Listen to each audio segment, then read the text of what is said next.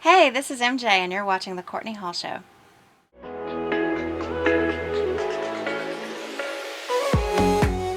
Thank you for watching a new season of The Courtney Hall Show.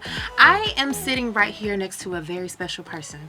It's MJ. How are you doing, MJ? I'm good. How are you doing? I'm doing well. Thank you so much for coming on. Thank Absolutely. you. Thanks for having me. No. Thank you for coming. Okay, so I want to jump right into it. You have a podcast called There You Have It. Correct. Talk about that. I mean, it's a podcast that covers everything. Okay. From football, baseball, to relationships and how they kind of intermix. Talks about sobriety. Talks about relationships when it comes to like the downsides of it and the realities of relationships and stuff like that. So Yeah. When did you start that, and why did you start it? I actually started it in January. Oh, nice. Right. And I think I have over 60 casts, 50 to 60 casts so far to date. I actually need to do one today, and I was thinking of it last night. And as I was driving, I was thinking more of it. So, but Yeah. I didn't podcast and drive. So Okay, we're good. well, that's good. Yeah. I promise you guys you're safe. But I started it because it actually started as a therapy. My therapist suggested that I begin writing down and journaling. And I laughed at her and said, I can't read my writing. Nobody else can read my writing. Right. Yeah, I'm not going to do that. And then my sister suggested that, I can always do it in audio as an audiobook or as an audio cast. And I said, okay, we'll give it a shot. And then she heard it, and my sister heard one of my journals and said, you need to put this out there. Wow. Like, this is hilarious. Wow. People will be able to relate to you. And it's so important of being, relatable, and you seem so genuine, even sitting here. I feel like, I feel like I know you. I can just talk to you about anything. You do. I'm just kidding. We do. We know each other. Like way back. To 2 weeks ago, but it's cool. Right.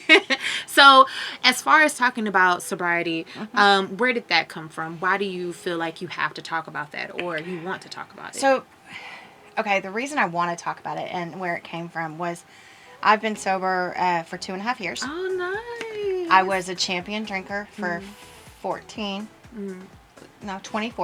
Let's be real, 24. I'm going to date myself. Started practicing when I was young, and then I just got to the point where I could actually hold gold medals. Okay. And it's not something to be proud of, Right. but it's just reality. Yeah. And I went through, when I look back at my life during that period, my roadblocks I put myself. Like, they weren't life's roadblocks. I created the roadblocks because of what I endured and what I encountered and what I put myself in. Wow.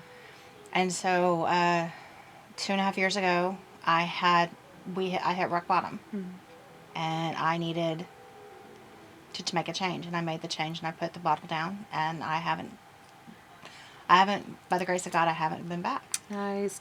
Now, are there any signs of, okay, you know what, I need to maybe pull back on drinking? Is there any signs of that? Do you feel something? Like, what made you say, okay, you know what, I have to put this bottle down. I need to stop drinking. So I have a mouth. Okay. And what caused it, what drew me back from my drinks and to kind of reevaluate my situation was that after one night of going hard, I got into an argument. And that argument ended up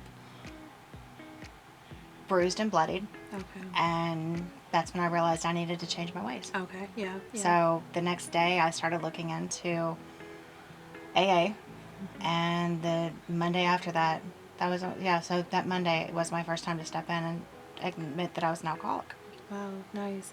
Now, for anybody out there that is struggling with the same thing, what do you suggest them do? What is the first step? If you think you have a problem, honestly, find a group. AA is not... It was my savior because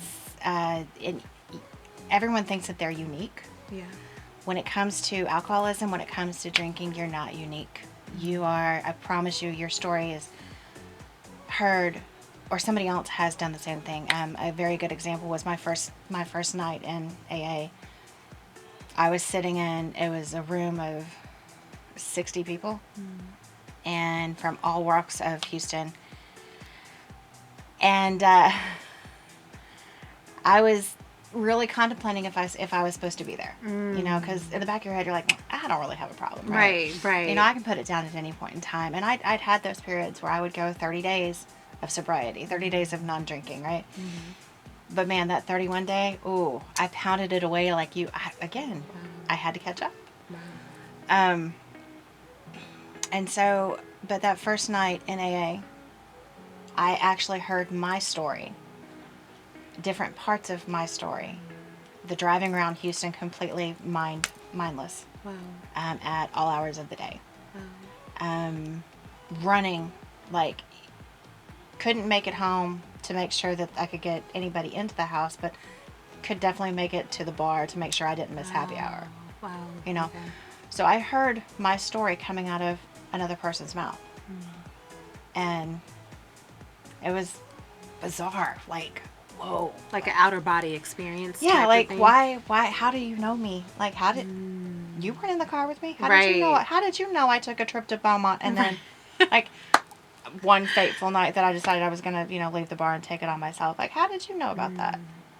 But this woman had had the same experience I had. So, your stories are unique, but the disease is not. Gotcha. And you're not alone in it. And so I heard that, and I decided I was going to take my chip. Now, last question before we move on, but why do people think that, you know, drinking is not a disease? Like, you can just stop? Because I don't think, I mean, I don't know. I don't want to say it's ignorant for people to think that, but it is. I mean. Well, to be honest with you, Courtney, you're right. There are, a lot of people can stop, but there are a few, such as myself, who can't. But And why do people think that, you know, I just want to know, like, why do people think that, like, oh, well, you know, that's not a disease. Like, oh, I should be able to stop at any point in time. I can drink again. And no problem. that's to me, that's ignorant to me. It is. When people think that way. Everybody's chemical makeup is different. We may all have the same characteristics. We may all have similar stories, but my chemical makeup is completely different from yours. Right. And from yours, everyone's is. And so I don't know the answer to that. Okay. All I can say is, rather than sit there and tell me what you think I can do, Right. walk in my shoes a little bit and understand that it's not the second drink that's going to be bad. For me, it's that first sip. And so it's like, I'm good. Yeah. Now, you do some other incredible things. Let's talk about that. Yes. So you work with different artists. Yeah. Yeah. Talk about that. I work with people who they don't have an idea of how to project themselves and put themselves out there. And so I find a way to connect them. I reach out to people that I know and I put them in, I guess, alignment. Okay. And you have the MJ Creative. MJB Creative. Yeah. And when did you start that? It's been actually going in different iterations of the name for about 12 years. Nice. But I finally decided I was going to buckle down and never ever take on the contracts myself. Okay. Handed it off to a lawyer and said I want to get this LLC going. Okay, and gotcha. So that is, the LLC is in the hands of the government. So we'll see how long that takes. Oh, nice. So what do you do for your community? Well, what I try to do is I try to live by example. I try to be a voice for people who maybe are going through something. I try to identify with them, help them identify what their main cause of pain is, and then align them with people who could possibly help them.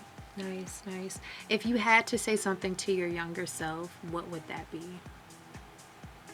Oh, wow. That's like... If I could say something to my younger self, I mean, there's a lot of snarkiness I could probably say. But again, it's a PC situation, so we're not going to go there.